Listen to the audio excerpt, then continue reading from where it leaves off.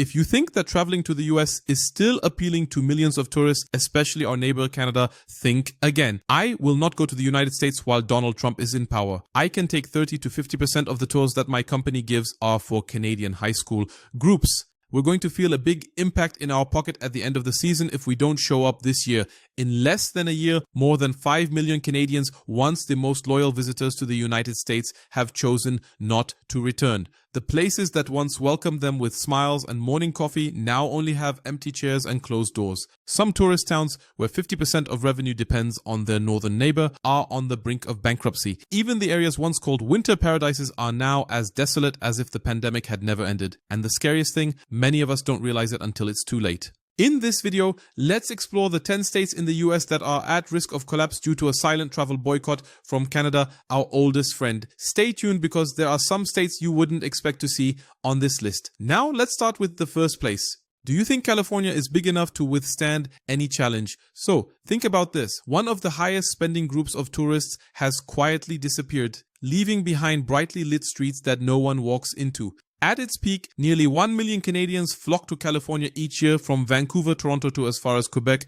They come for the Napa Valley wines, the golden sandy beaches, and the Hollywood dreams. But by 2025, hotels in San Francisco and San Diego reported a 20 to 30% decrease in bookings compared to the same period last year. Hollywood tours had to cut trips. The souvenir shop on Venice Beach closes earlier every evening. It's not just the rising cost of living or expensive plane tickets. Canadians are feeling unwelcome. From controversial immigration policies, the US-Canada trade conflict, to cultural tensions, they feel that things are no longer the same. Moreover, the exchange rate change has weakened the Canadian dollar, making trips less worth it. Why should I pay 30% more for the same dinner when I could be served more friendly in Portugal? That's how many Canadians explain their change. For those working in the service industry in California, the lack of Canadian tourists has become a cause for concern. The owner of a small bakery in Santa Monica shared, "Every March, I would receive cake orders from a Canadian family. They live here for 3 weeks each year. But this year, no one has come back. Sales have also been declining. Her shop used to be a meeting point for tourists, but now only a few locals pass by, and she is starting to consider closing it down permanently."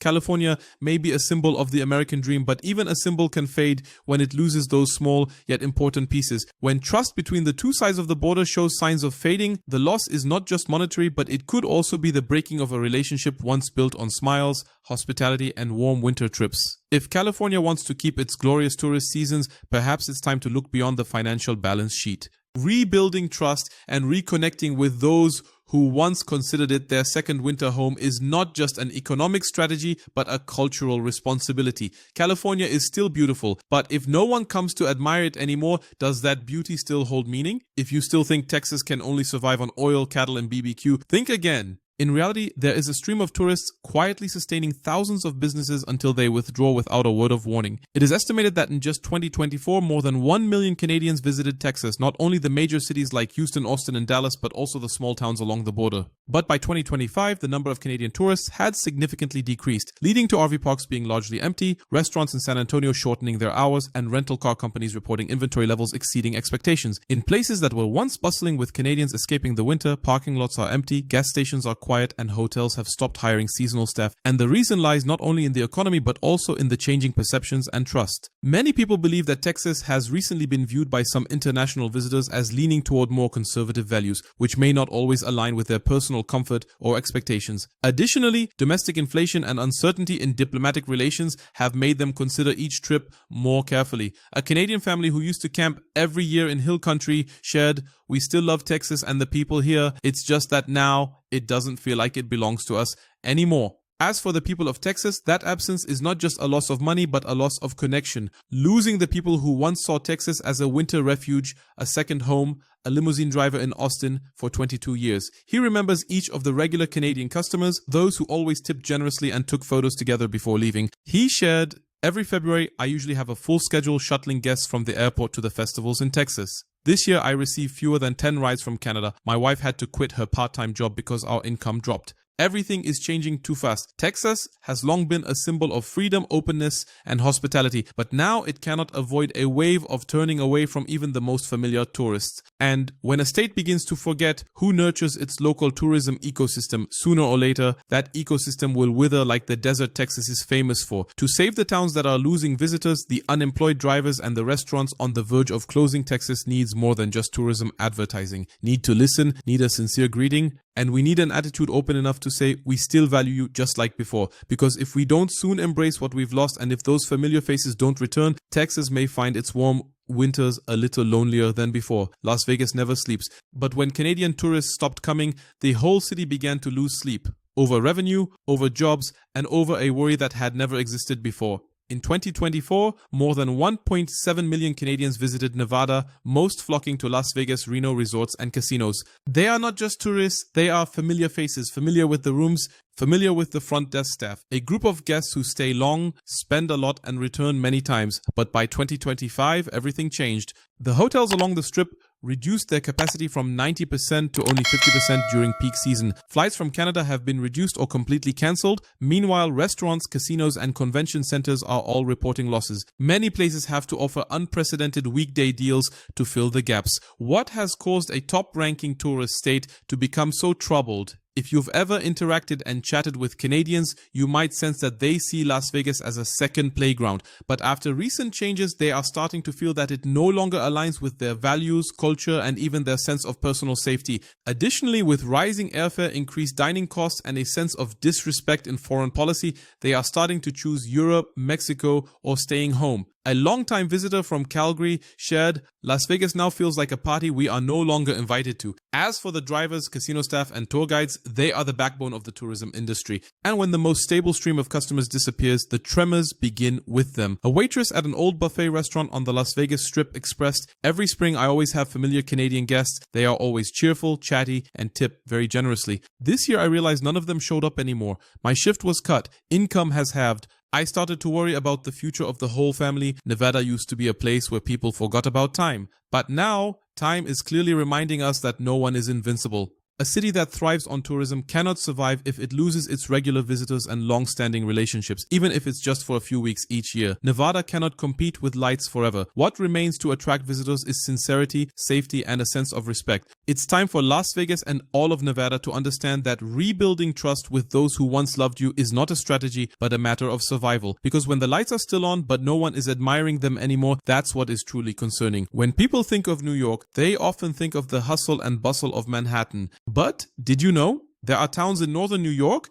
that relied on every car with an Ontario license plate, and now they no longer roll through. In 2024, Canada accounted for the highest proportion of international visitors to New York, especially in the upstate region from Niagara Falls, Lake George to the small towns along the lakes. But just after 1 year, revenue from Canadian tourists dropped by 30 to 50% in many areas. The Inn has been fully booked throughout the spring, the lakeside restaurants close early on weekends, the duty-free shop is deserted. Instead of the line of cars at the Buffalo or Alexandria Bay border crossings, the parking lot now has more birds than people. For Canadians, New York used to be the ideal weekend getaway. Close, familiar, and cheap. But now they see prices rising every day, border policies are no longer friendly, and the sentiment no longer feels welcoming, leading them to decide to stay home or go elsewhere. What's more, the suburbs and upper regions which rely on cross-border traffic are the ones feeling the impact the most. A resident from Montreal shared, "We don't go anymore because we feel like no one needs us." We used to bring money, joy, and connection. For New York residents, the drivers from Quebec or Ottawa are not just visitors. They are a vibrant part of the memories of glorious summers. And now that void is colder than winter here. A boat rental shop owner at Lake George, once crowded with Canadian tourists, every weekend reminisces. Last year, I had to add a dozen more boats because of the overload. This year,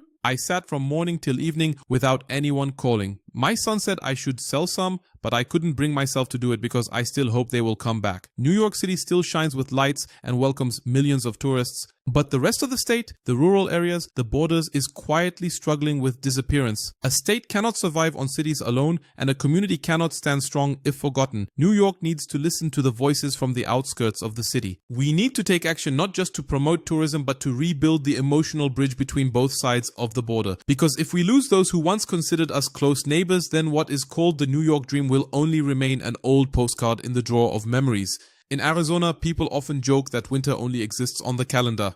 But perhaps this winter is different. Absent are the people who once made this place warm, lively, and full of life. Arizona used to be a winter paradise for tens of thousands of Canadians, especially retirees seeking sunshine to escape the northern chill. They bought houses, rented RVs, played golf every morning, and brought life to small towns like Yuma, Mesa, and Tucson. But by 2025, this is gradually disappearing. RV parks that used to require reservations a year in advance are now completely empty. The Canadian RV community is experiencing their highest vacancy rates in a decade. Many golf courses report a drop in play of up to 40%. Even the local supermarket has reduced imports of familiar items for Canadians, from tea to domestically branded cookies that used to sell well every winter. Canadians never stop loving the sun, but they are starting to stop choosing Arizona. And the reason why, you might have guessed it by now, the post-pandemic anxiety, along with the increasing politicization of health issues and personal freedoms. Along with that, the debates surrounding the rights of immigrants, etc. are gradually making Arizona a place where older Canadian tourists feel alienated. Additionally, the rising cost of travel health insurance, along with the weak Canadian dollar, has made warm winters a luxury. A retired couple in British Columbia confided, "I used to call Arizona home every winter. Now I'm not sure if I'm still welcome there." On this side, many people in Arizona are also feeling disappointed. The owner of a small cafe in Tucson, which used to open at 5 a.m. to welcome Canadian snowbirds who came to play golf, shared they would arrive early, cheerful, order a lot, and always leave a thank you. "I remember their voices, gentle, warm. This year, only the sun, but my heart is colder than ever." Arizona can keep the sunshine, but it can't keep the hearts of tourists if they feel pushed away. The towns that once thrived thanks to the influx of winter visitors now resemble a rerun of a movie. Beautiful, but lacking an audience. And perhaps when a community once built on returnees is suddenly forgotten, it is a clear warning sign that we have lost something deeper than money. Arizona needs to remember that warm winters come not just from the climate, but also from how we welcome others. Keep the smile, open the door again, and show our northern neighbors that they are still appreciated. This is not just a tourism strategy, but a way to restore a part of the state's soul. Just a few hours drive from Vancouver and you'll reach Seattle. But now, the border that once seemed like just a line has become an invisible wall, causing millions of Canadians to no longer return. Washington used to be the #1 destination for Canadians traveling to the US by road, especially from British Columbia. In 2024, over 3 million Canadian visitors crossed through border checkpoints like Peace Arch, Summers, and Blaine to shop, vacation, camp, and enjoy coffee along the Seattle waterfront. But by 2025, the malls in Bellingham were deserted. Gas stations near the border no longer had lines. The outlet in Tulalip cut 30% of its peak season staff, and farmers markets in roadside towns reported losses due to unsold inventory. A local supermarket owner said, "We stock up on goods, but no one comes to buy them anymore." It's that simple. Washington used to be considered the backyard of Vancouver residents, a place they would cross over to for gas, shopping, and weekend enjoyment. But now, what Canadians are seeing is probably just the unfavorable exchange rate, making a tank of gas in the US 25 to 30% more expensive, and the post-COVID border control policies still being unfriendly, causing unnecessary hassle. Washington has long been regarded as the bridge state, not just geographically, but also in terms of human connections. But when the bridge of trust breaks, the consequences do not lie in the big cities, but in the border towns, where each car from Canada used to be a breath of economic life. Washington doesn't need a grand promotional campaign to save the situation. Sometimes all it takes is to speak up, to say, "We miss you." That's the way to reconnect each broken bridge. That's how bakeries, gas stations, and coffee shops come back to life, not just by revenue, but by hope. Because if Washington is no longer the friendly neighbor, then what will remain after the pine forests and the deserted mountain roads? Canadians used to call the trip to Michigan a familiar trip. Just cross the Ambassador Bridge, shop, have lunch, and return before sunset. But this year, millions of Canadians have disappeared from Michigan, and that absence is leaving a crack in the heart of the state's economy. In 2024, millions of Canadian visitors, primarily from Ontario, cross the border into Michigan. They go shopping in Detroit, vacationing on MacArthur Island, fishing in Traverse City, or simply stopping by Port Huron, Sault Ste. Marie to refuel and have dinner. But in 2025, the ferry from Canada to the US was so empty that they had to cut trips. Motels along the border route saw a 20-30% drop in revenue. Duty-free shops, gas stations, and restaurants in the border town are reporting their lowest revenues in 10 years. Some towns have had to cut summer staff, close early, and even consider cancelling the festival events that used to be held for Canadian tourists. The bond between Ontario and Michigan was once as strong as the surface of the lake connecting the two shores, but now that connection is showing signs of fading quietly. Part of the reason is the unfavorable exchange rate, which makes shopping in the US expensive. Along with that, customs policies and border controls are becoming increasingly cumbersome, turning what used to be simple trips into a hassle. It's time for Michigan to reconsider what small towns are losing. Not just money, but relationships. A sincere invitation, a campaign to reconnect with Canadians, and more humane border policies could help restore not just the economy, but also the memories of once bustling summers. Because if the bridges still stand, but people no longer want to cross them, are we truly connecting, or just standing on opposite sides looking at each other? Maine is just a coastal state that thrives on beloved summers by those who consider it a second home. And when a town thrives on return visits and no one is returning anymore, it's not just a loss of money, but a loss of part of its identity. But in the 2025 tourist season, campsites were empty during the peak season, something that hadn't happened in 20 years. Maine Bay cruise tours reported losses due to not having enough passengers to set sail. Seafood shops, ice cream parlors, and coastal inns had to close earlier than expected. Even many tourist areas are not hiring seasonal staff anymore because Canadian visitors are no longer coming and there's no need to expand. Maine doesn't have flashy casinos or gigantic amusement parks. What this state sells is an experience. Rustic, peaceful, close to nature, and Canadians used to cherish that more than anyone else. But by 2025, border barriers had not yet been completely removed, travel costs had skyrocketed, and concerns about friendliness in the US after political upheavals, all of which kept them at home or heading elsewhere. Maine is just a coastal state that thrives on beloved summers by those who consider it a second home. And when a town thrives on return visits and no one is returning anymore, it's not just a loss of money, but a loss of part of its identity. Perhaps Maine doesn't need to promote its beauty any further because everyone already knows it's beautiful. But one thing needs to be reiterated. Canadians used to feel welcomed here, and that's what makes them come back year after year. A sincere invitation, a We Miss You campaign sent to Quebec or New Brunswick could help rekindle the lighthouses shining into the void. Because if tourists no longer return, then the beauty of Maine, no matter how peaceful, is just the sound of waves lapping in solitude. South Carolina, especially Myrtle Beach, used to welcome hundreds of thousands of Canadians each year. Not just tourists, but also snowbirds, retirees who winter there. However, in 2025, the cancellation rate increased by 40% during the winter, which is the peak season for Canadian tourists. The resorts and vacation apartments have extended vacancies, forcing them to significantly reduce prices, even offering the first month for free. Many seaside restaurants report operating at only 50% capacity, cutting back on staff and closing earlier than in previous years. The golf courses, once fully booked, now extend their hours without any players. South Carolina used to be a symbol of southern hospitality, attracting Canadians with its warm weather, affordable cost of living, and pleasant culture. However, since the implementation of policies that restrict personal rights and control immigration, communities that were once open like Canada have begun to feel disconnected. At the same time, the rising cost of car rentals, airfare, and health insurance have turned a warm vacation into a financial challenge for many travelers. If South Carolina wants to reclaim its glorious winters, perhaps it needs something simple to step out of its own shadow.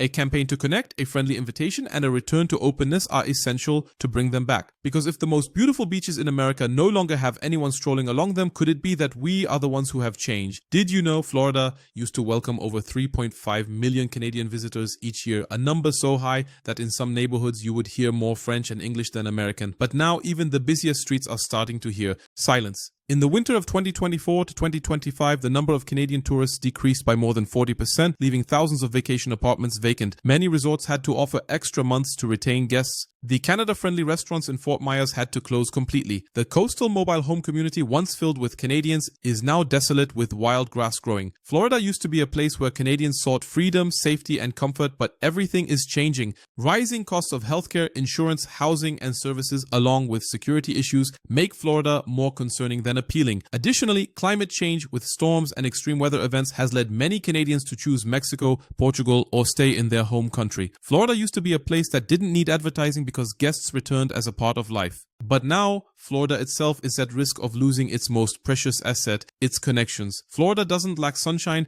but it is lacking the deep connections that once sustained thousands of small businesses, winter resident communities, and the memories of both nations. Florida needs more than just sunshine and blue seas. It needs kindness to be reborn. A We Remember You campaign sent to the Canadian community and a policy effort to ease tensions. These are the first steps toward healing. Because if a place once called paradise no longer has room for those who once loved it, then perhaps that very paradise is disappearing. From California to Florida, from Maine to Arizona, more than 10 states have been witnessing the quiet disappearance of millions of Canadians, those who once considered America their winter home. They left quietly, and that very silence is causing small towns to turn off their lights early, shops to close hastily, and people to lose their livelihoods. This is not just a risk of a tourism crisis, but it is also the risk of losing connection between people, between two countries that were once as close as neighbors who understood each other with just a glance and a smile. Are you living in one of these states? Do you feel the change? Please leave a comment if you've noticed that winters are no longer the same. And don't forget to subscribe so we can continue telling the stories the media has overlooked.